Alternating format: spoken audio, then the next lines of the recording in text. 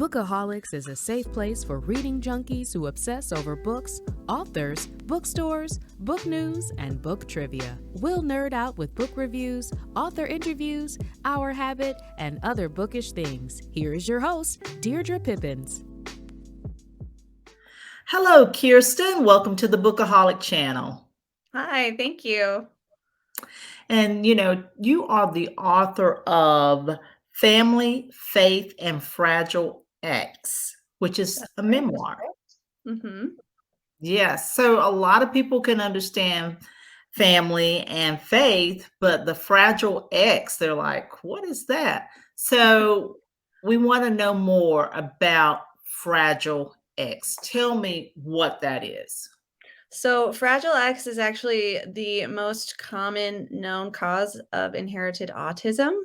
So I know everybody knows what autism is. They've done a really great job at advocating for that.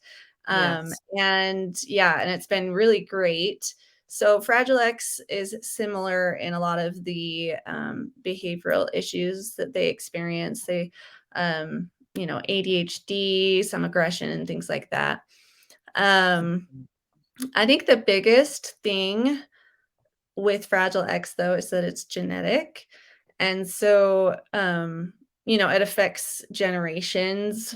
I know that sometimes autism can, run in families for whatever reason, but with Fragile X, I mean, I have 3 kids with it. My sister has 3 kids with it. My other sister has a carrier in her family. All of my sisters are carriers. So it's like a big family thing. And another thing that's different with Fragile X is the carriers, unlike other genetic issues that you pass on, we actually, as carriers, have issues as well.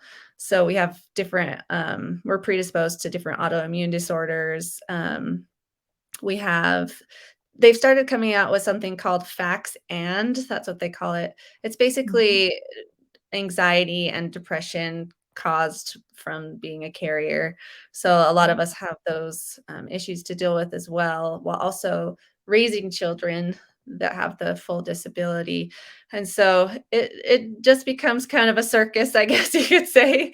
It's a whole family thing, and it's really involved. But genetically speaking, it's basically it's called Fragile X syndrome because it's on the X chromosome, and that chromosome actually appears to be fragile at the end.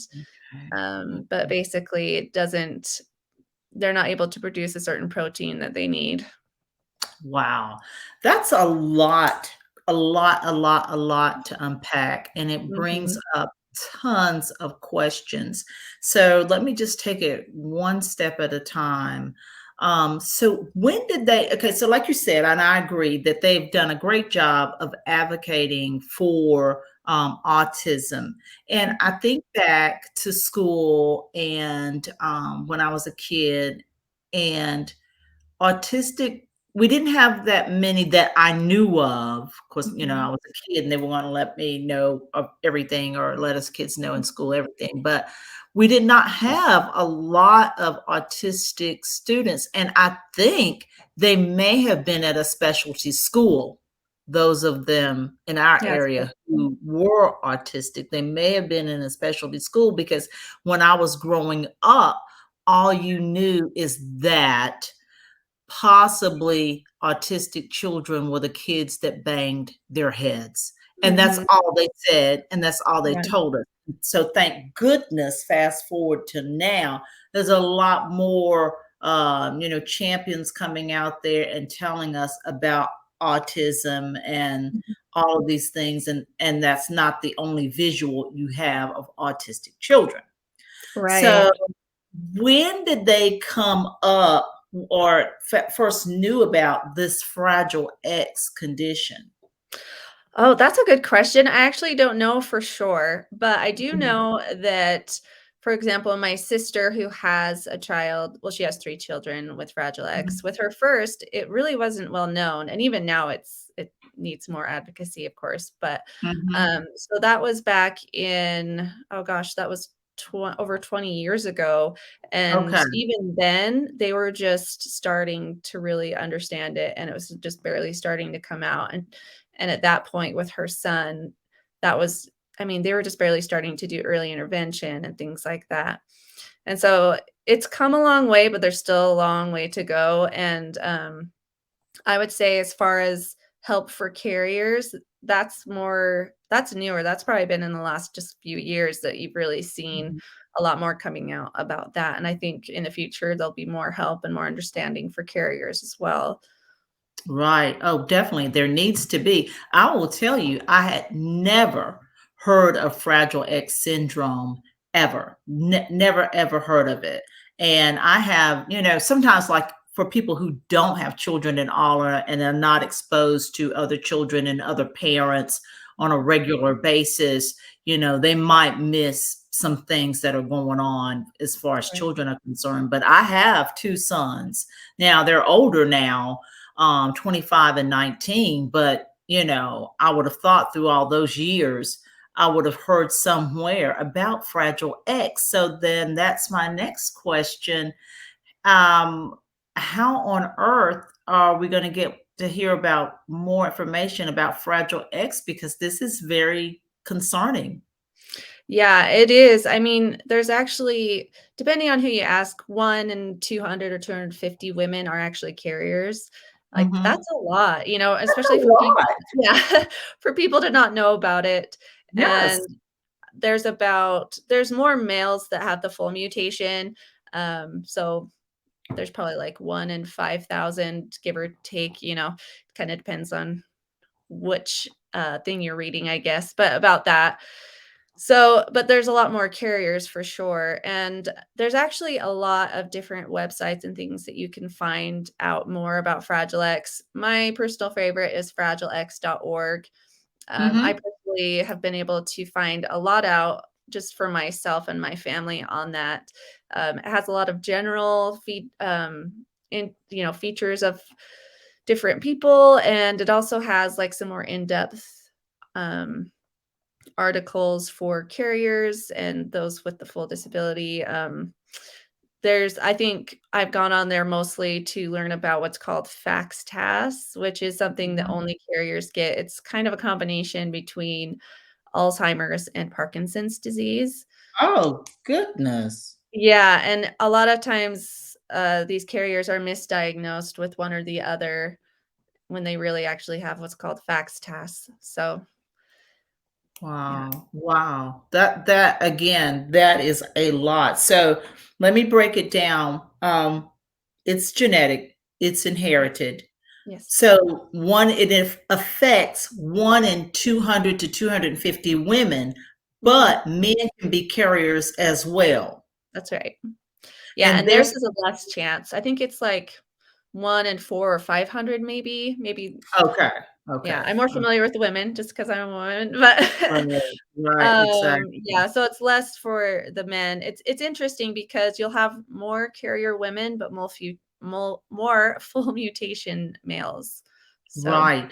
Okay. mhm, Got you. Now, you have 4 children, mhm, but 3 of them have the Fragile X syndrome. that's right. So, it's usually very overwhelming for a family to have 1 special needs child. You have 3. Your siblings, they have multiple Mhm, children with this condition. right. How do you all manage, with 3 special needs children? I think we all do it in our own way, but, I think for me, one thing with Fragile X, because it's a genetic thing, is our family is really close. And I think Mhm. that's a real blessing because we all kind of get it. Whereas, there's other families that have children with disabilities or autism and they don't get it. And it's harder. Right. And Right. so when we all get together for, a family party or whatnot, it's a Mhm. little bit crazy, but it's also we all understand when there's a meltdown or when Mhm. somebody's running Mhm. around without clothes on or, Right. things like that that most people don't experience day to day. And, Right. Mm. so I think that really actually helps. Of course, it Mhm. also brings in some interesting familial issues as well, we each parent Right. differently, and even though our children have the same syndrome, they're all individuals, all very different and, Right. just like any other child. And but I think as we try to kind of get through our day-to-day lives and the struggles, there's a few Mhm. things that help us. So first we have our family, which is why I call my book Family, Faith, and Fragile X, because my faith and also my family are huge, um, things in my life that help me Mhm. get through. And Mhm. it gives me kind of a different perspective when I have faith that my children one day can be perfect, and Right. different beliefs such as that. And I think also having some me time, that's something that I've struggled with, because as a special needs mom, you don't get that much me time. It's kind of Right. impossible Right. at some points. Right. Luckily, I'm at a point in my life where I have different caregivers, and, mentally I'm a little bit better than I was in the past. And so I'm able Mhm. to get that time that I need. And Mhm. it's really big. It's a big deal for every mom, really, to get that time that they need to do things that they enjoy, whether it's painting or, music, or just going out with friends. And I think that's Well, a huge thing. I will tell you, again, like I said, my sons are basically grown, 25 and Mhm. 19. And I am now in my 50s, and I am so glad to be in my 50s that I can't tell you because I don't have the drudgeries of the school car pickup line and the homework and the sports Yeah. activities. And I have Mhm. finally gained my life back, and I am doing things Yeah. that I want to do and enjoy. I belong to different clubs and organizations. I can read, I can do my podcast. And so Okay. it's difficult enough to balance two kids who are quote unquote or so-called okay. Oh, no. But to deal with three special needs children, that's certainly a challenging mental health, possibly on some days a crisis. Oh, yes, definitely. We've definitely had our fair share of crises here. Yeah. And how old are your children? All four of them? Yeah, so my oldest is 11, and then my next is 9, and then I have a 6-year-old and a 4-year-old. And the Yeah. youngest 3 are the ones with Fragile X. The youngest three. Mhm. Okay. And so how does this affect your oldest child? Yeah, that's actually a really good point. I'm glad you bring it up, because siblings of Fragile X kids, I think, they need their own attention as well. I try to Yeah. make sure that, my daughter's name is Millie. I try to make Mhm. sure that she has time just to herself, and also special time with me or my husband. And, she loves her siblings, of course, and Mhm. she's so, so helpful. And, she steps up, I think, Yeah. more than most children would. But I continually tell her, like, "You're still a kid, and I want you to be a kid. Right. I want you to have fun. This isn't your responsibility, though I'm so grateful Right. that you're helping." Try to keep Right. that balance, which is kind of, it's hard, because of course, I Yeah. love her help. It's Right. great, but I want her to, be her own self, and I don't want her Yeah. to resent her siblings, because, if she's had to take care of them her whole life. And I don't, Right. expect her to take care of them either when they get Right. older. If she wants Right. to, that's her choice, but it's not something that I expect, because I want her to feel like she can do what she needs to do in her own life. Um Mhm. and I Exactly. yeah, I also like to make sure there's some things called sib shops where she gets to get together with other kids her age who have Mhm. siblings with disabilities, and I think that helps a lot, because she's able to talk with them Mhm. and, get to know other people and talk about some of the challenging things, whereas, they understand, like, it's challenging, but we still love our siblings. And, Right. Right. yeah. And I Yeah. actually started a Facebook group, for siblings that, are Oh. typical, but have siblings with Fragile X, so that they can kinda get some ideas, or, bounce different ideas off each other, and get some understanding, and feel like they're not Mhm. alone. I think that's what we all Mhm. need. Mhm. Well, that's definitely very, very important. Now, let me go back to your family specifically. Now, so when did your family first recognize or realize Oh my goodness. Our family is the carrier of Fragile X. Did it happen with your grandmother, your mother before that, or did it happen when your older sister maybe had her first child? How did it all come to you guys? Oh, that's a great question. So my oldest sister, she's actually 12 years older than me. So Okay. there's a pretty good gap. And she had her first child. And after, as he was getting older, he was probably about 3 years old when she decided to really start doing some testing because she knew that there was something a little off and he wasn't quite meeting milestones. And, different people were kind of saying things like, maybe you should get him checked out, and things like Right. that. Right.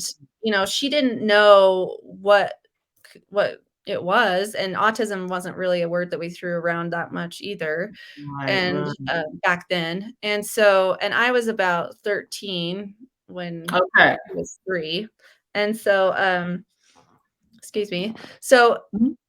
it was probably I think I was 16 at the time that Rachel had come. They had done a lot of testing, and it was heartbreaking for her to go through all of these tests, to do blood tests for her son, to put him through that, to just so that they could get the answers. And then Right. to come and realize it was a genetic thing, and she was the one that had to present it to the family and say, "This is what it is. This is Fragile X, and it's not just me. It's not just my son. It's, all of you all of the sisters. None of my brothers are affected because it's actually from my dad. So my dad is a carrier, and then the way it passes on is he passes it to all of his daughters, but none of his sons. Oh my And goodness. yeah. So, Oh. yeah, and then we know from there it was, my paternal grandmother, but from there we don't know much about it, Mm. because I think a lot of it too is, back then, I think they were more hush hush about these kinds of things, we just didn't talk about it, and so there's not a lot of record of it. So we don't know much after my grandma, but, Right. just as far as genetics go, we could fol track it back to that. Um, and Wow. then as far as, like, the day that we found out, I think for my sister, she felt like it was her fault because she was the first one that, found out, and it was her responsibility to tell the family, and it was really hard for her. For Yeah. me, as a 16-year-old, as a teenager, I don't think I fully understood, what Mm-mm. it was or what it would mean for Right. me in my future. Right, right, right. Yeah, I do Yeah. remember sitting down yeah, I remember sitting down and talking with my dad and, we were saying, "Well, in the future, you may have children with disabilities," and I Mhm, remember thinking, "Well, gosh, that'll be several years, they could find a cure, maybe I'll mhm. do IVF or, all of these different things," and of course, Right. there is no cure yet, and, we actually ended up having children naturally, which is debated, another conversation, but, yeah, it was a big deal for our whole family. It was Yes. a huge blow. It changed all of our lives, Mhm, mhm. for better and worse, and, Right. but I think it brought us closer together as a family, and as far as extended family as well, it's been a little difficult as well because, some people are more accepting of it than others, and some Mhm, people want to point fingers, and, mhm, it's mhm, hard, families mhm. can be hard sometimes. Yeah, yeah, So most when you're definitely. dealing yeah, when you're dealing with this genetic stuff, it can get kinda messy, but for the most part, I think it brings us together. Yes, yes. Well, to go back, I can remember when I was 16 and all I wanted to do was drive my car. Right. My car, drive my car. I was a cheerleader, and you're far flung from the deep responsibilities of even thinking about being a parent. You might have Oh, yeah. thought about being married when you were 16, but actually Yeah. being a mom, you don't even really come to that in your mind. Mhm. And so I'm sure, like you said, when that was brought to you when you were 16, like you said, you were, oh well, they'll find a cure, they're doing everything. I Yeah. can see that very easily. Now, and I can see your sister's point of view that that was very difficult for her. Now, Was it just your family that where your dad would pass it down to his daughters, but not to his sons? Is that how it goes always, or is that just for your particular family? So for males that are carriers, they Mhm. pass that carrier gene to all the females and none of the males. For Ah, females that are carriers, they can pass on both the full mutation and the carrier status. And there's a 50-50 chance each time we have a child. So I don't know if that makes sense, but it I mean, I does. I have understand 3 what out you're of saying. 4, so it's a little more than 50%.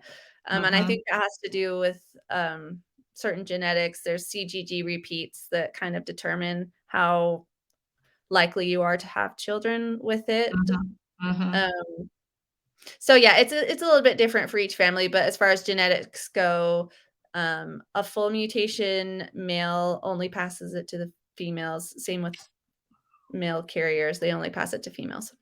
Wow, that is just incredible. Okay, so let me ask this. So, first of all, how many siblings? How many is it of you and your brothers and sisters? So there are 5 of us, and Okay. 3 of us are girls, and so 3 of us are carriers, so 3 out of the 5. 3 out of the 5. So we know about your older sister. She has 3 Mhm. children, period, Yes. and all 3 of her children have the Fragile X. Mhm. 3 of your children out of 4 have the Fragile X. What about your other sister? My other sister has 3 kids, and she knows that one of them is a carrier. She hasn't tested all of her kids yet. Okay, So that's all we know for her right now is just that one of them is a carrier.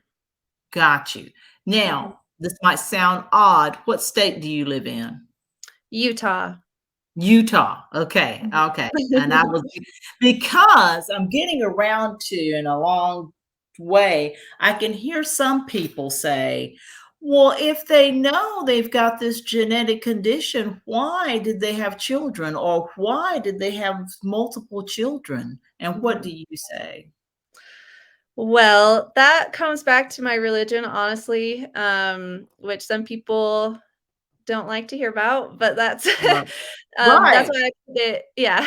I mean, I put it in my book title just so that Mhm. people would know that that was kind of my view. I am a Right. Christian, Right. and Right. I believe that those kids and adults who are walking on the earth with these disabilities right now, they're supposed to be here. They have a right to be here. And so those who are unborn also have the same right, in my opinion.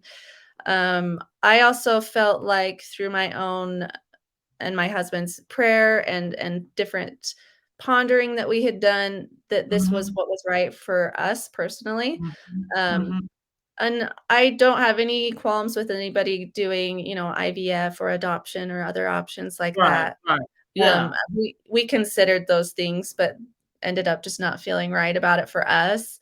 It just never Mhm. really worked out. And so we Right. decided to continue to have children, and we love every single one of our kids. I mean, yes, it's hard. It is so hard, especially my son is very severe, and it's hard, and I Mhm. Mhm. understand that, people will say, "Well, why would you do that and, put that on yourself, or why would you do that Right. to your child?" Like, that there's this fault in place. But honestly, I Right. feel like it's meant to be. These children are the way they are, and they're supposed to be in my family. And that's just what I firmly believe. And I love each one of them. And each time that we Mhm. decided to have a child, it wasn't something that we did just on a whim. It was very, Yeah, like we sure. had to think about it. We had to pray about it. We Right. thought of all the angles. We realized that people would think we were crazy, and Mhm. people still do, but that's just our choice and we're okay with it. And although Right. I mean, I think at first when we were having kids, did we really understand what we were getting into? Even though I knew I was a carrier, Right. probably not. Right. Nobody Yeah. can really fully understand what it's like to be a parent of a special needs child. Yeah, But I'm sure. yeah, but having said that, I'm not gonna say that I regret, having my children. Each one of them have Mhm. brought so much joy, not only to me, but to Mhm. everybody around them. They've just brought so much joy. Kids with Fragile X have the best sense of humor, always smiling, and love to Oh, be social. So, oh. Well, I can remember a time, Kirsten, when children born with Down syndrome, they had them just squashed down and that they would never come to anything or whatever.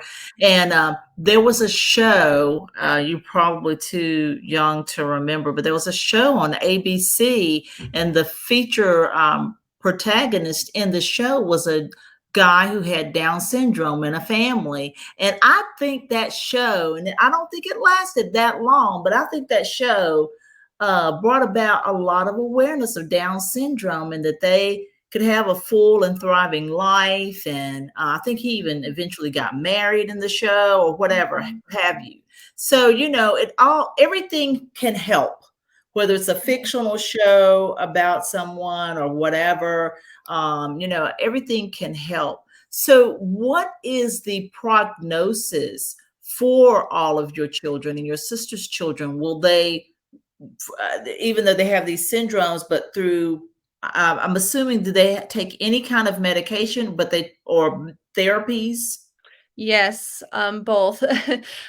Since my kids were just little, we had them in early intervention, and they still in their school, they have physical therapy and occupational Hmm. therapy and speech therapy, Hmm. and all of those different things. And like I said, each one is so different. So my son is more severely affected, and he's not reading, he's not potty trained, and he's 9. Oh, And, okay. so Okay. there's not a lot that I can see in the future, and not that I want to say that, that in a bad way, but just Right. realizing certain realities and expectations. Um, Mhm.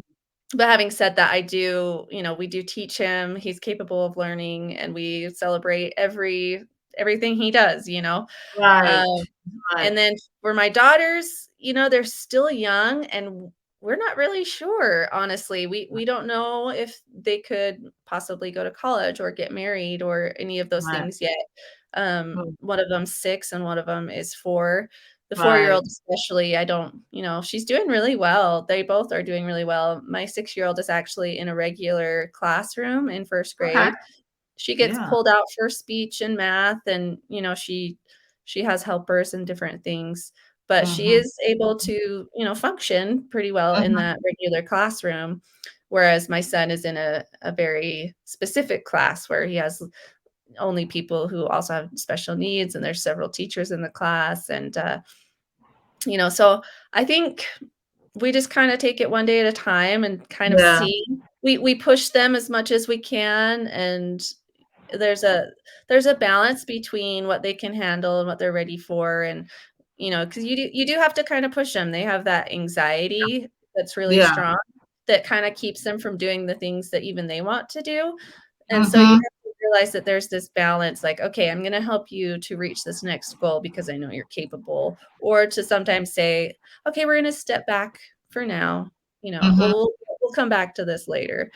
And Right. so, yeah, each of them are very different, and as far as my oldest sister's kids, she Mhm. has a son and 2 daughters, and they're also very different too. Her son has graduated high school and is now in a day program, and he's, really enjoying it, just enjoying being with others that have disabilities like him, but he gets to Right. go do fun things, and Right. Right. I think we don't really know what the future holds, honestly, and it can kind of be scary. And so, as special needs parents, we try to prepare ourselves and our kids as much as possible. Mhm. Um, but I think for the most part, just realizing, I don't know, kind of thinking that our life is, we have to plan a little differently. We're not going to be empty nesters. Some of our Right. kids may be married. Right. We may have to provide for them for, Right. you more amount of time, and, preparing Right. financially and Right. things like that. So Yes. Yes. Because I was thinking, about that, and how would you handle that? Would your children, or are your children on SSI or anything like that? my children are not yet. I know that one of my sister's kids is, I think usually they wait till they're 18 years old, but there are Okay. sometimes, yeah, there are sometimes when they can get it when they're younger. It gets a little tricky though, because they have to kind of be on their own so that their finances aren't linked to the parents, or else they won't get Uh, benefits. It's kind of a, a little hard there to deal with all the mhm. government stuff and things. But yeah, that's basically, we're not on SSI right now, but probably in the Right. future. Right, right, exactly. Now, you gave us certain acronyms throughout the interview. One talking about what carriers can experience, such as anxiety and depression, and another one related to Alzheimer's slash Parkinson's disease. Now, of course, for our listening and viewing audience, we will have links to your book, to websites, to your website, to the Fragile X website, and these acronyms below in the description and in the podcast show notes. So we'll have that there and they won't have to remember this. But tell me a little bit about what the carriers can experience. Yeah, so we can experience lots of different things. We're, like I said, we're more predisposed to autoimmune disorders. Yes. Like, for example, I have Hashimoto's, lupus, and fibromyalgia. And those are things that, anybody could get, but I guess you could say we're just predisposed to it. We're more likely to get it. And the stress for us is more toxic, which obviously we're around more stress with Mhm. having children. And so that stress can really wear us down. And as I've gotten older, I've noticed that my health has declined more. But luckily, I'm Mhm. able to get on some different medication and do different things to help me. Um, and then as far as what I called facts, and that's Mhm. basically the anxiety and depression that most of us carriers deal with.